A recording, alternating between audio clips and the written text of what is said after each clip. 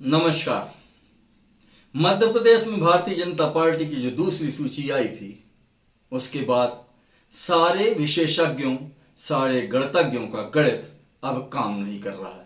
पहली सूची में जहां कहा गया था कि हारी हुई सीटों पर भाजपा अपनी पहली सूची का दांव लगा रही है, तो दूसरी सूची जब जारी हुई तो सारे लोगों का, सारे गणितज्ञों का, सारे पंडितों का हिसाब किताब गड़बड़ा गया। और अब जो अगली सूची आएगी उसको लेकर किसी भी तरह के कयास, किसी भी तरह की चर्चा का लगभग कोई अस्तित्व नहीं है।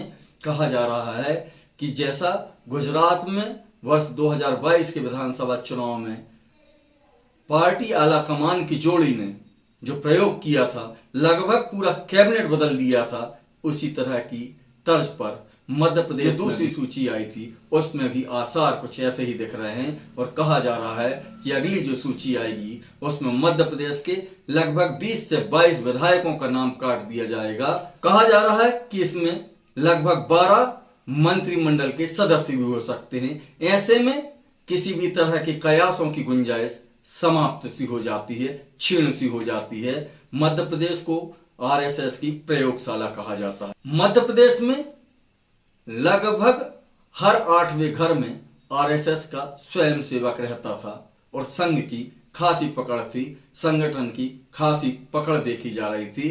पर यह जो सूची आई है इसने सारे मिथकों को तोड़कर एक नई चर्चा को जन्म दे दिया है। जो पार्टी के सूरमा हुआ करते थे, जो पार्टी के कद्दावर नेता होते थे, जो कम से कम 10 से 5 सीटों पर अपने प्रभाव दिखाने का दम में भरते थे, उनको खुद को ही टिकट दे दी गई है। और एक तरह से भारतीय जनता पार्टी ने उन क्षेत्रों में वंशवाद की भी कमर तोड़ दी है कि वो जो सांसद हैं उनके बच्चे, भतीजे अथवा उनको कोई रिश्तेदार उस जिले से अपना प्रतिनिधित्व करते थे, अपनी टिकट मांग रहे थे, तो ऐसे में अगर सांसदों को टिकट देकर उनकी दावेदारी को समाप्त कर दिया गया है। पार्टी का कहना यह है कि आप अपनी सीट पर ध्यान दें। इसको लेकर तमाम किस्म की जो चर्चाएं चली, भाजपा की दूसरी सूची को लेकर जो सवाल उठे थे वह अब भी विश्लेषण का ही एक कारण बने हुए हैं। परिणति के रूप में चौथी जो सूची आएगी उस पर कोई दिमाग लगाने की स्थिति में नहीं है। बची हुई विधानसभा क्षेत्र में जो दावेदार हैं उनकी नींद उड़ चुकी है। हम अगर बात करें सिवनी विधानसभा क्षेत्र की, क्योलारी विधानसभा क्षेत्र की, जहां भारतीय जनता पार्टी के सिटिंग एमएलए हैं और वो अभी वहां से प्रतिनिधित्व कर रहे हैं, और ऐसा कहा जा रहा था दूसरी लिस्ट आने से पहले कि यहां पर सिटिंग एमएलए को पुनः से भारतीय जनता पार्टी टिकट देगी। सिवनी विधानसभा क्षेत्र की अगर बात करें तो यहां लगभग पूरा संगठन एक तरफा सिटिंग एमएलए की मुखालफत कर चुका है। हालांकि सड़कों पर कोई कुछ न कहे, पर अंदर खाने यह बिल्कुल स्पष्ट हो गया है कि भारतीय जनता पार्टी का जो स्थानीय संगठन है वह सिटिंग एमएलए के विरुद्ध लगातार लॉबिंग कर रहा था।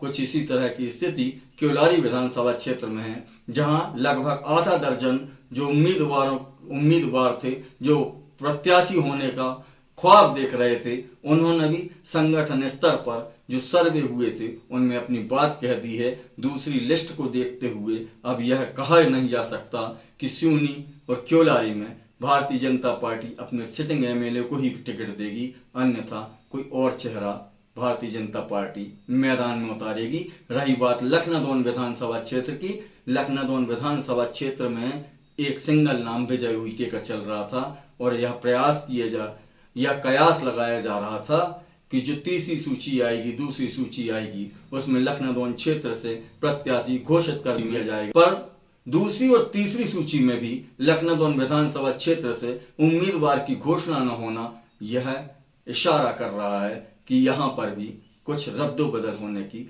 संभावना है। कुछ क्षेत्र में भारतीय जनता पार्टी की जो उम्मीदवारों का सपना सजाए बैठे थे, जो चुनाव लड़ने का ख्वाब सजाए बैठे थे, अभी भी उनकी नींद उड़ी हुई है। चौथी जो सूची आएगी उस पर किसी को यकीन नहीं है कि किसे पार्टी टिकट दे दे। हालांकि कहा जा रहा है कि महिलाओं के 33% आरक्षण का जो बिल संसद में पेश हुआ, हालांकि उसको अभी इस चुनाव में अमली जामा नहीं पहनाया जाएगा, पर पार्टी संगठन के अंदर 33% की भागीदारी को निश्चित करने के लिए सिवनी विधानसभा क्षेत्र, लखनागौन विधानसभा क्षेत्र अथवा क्योरारी विधानसभा क्षेत्र से किसी महिला के ऊपर पार्टी अपना दांव लगा सकती है। इसी बीच संगठन की जो गतिविधियां चल रही हैं उसको देखकर यह भोपाल स्तर या जबलपुर स्तर पर भी नहीं कहा जा सकता कि पार्टी का अगला उम्मीदवार कौन होगा, क्योंकि सब कुछ तो दिल्ली दरबार में ही तय होना है।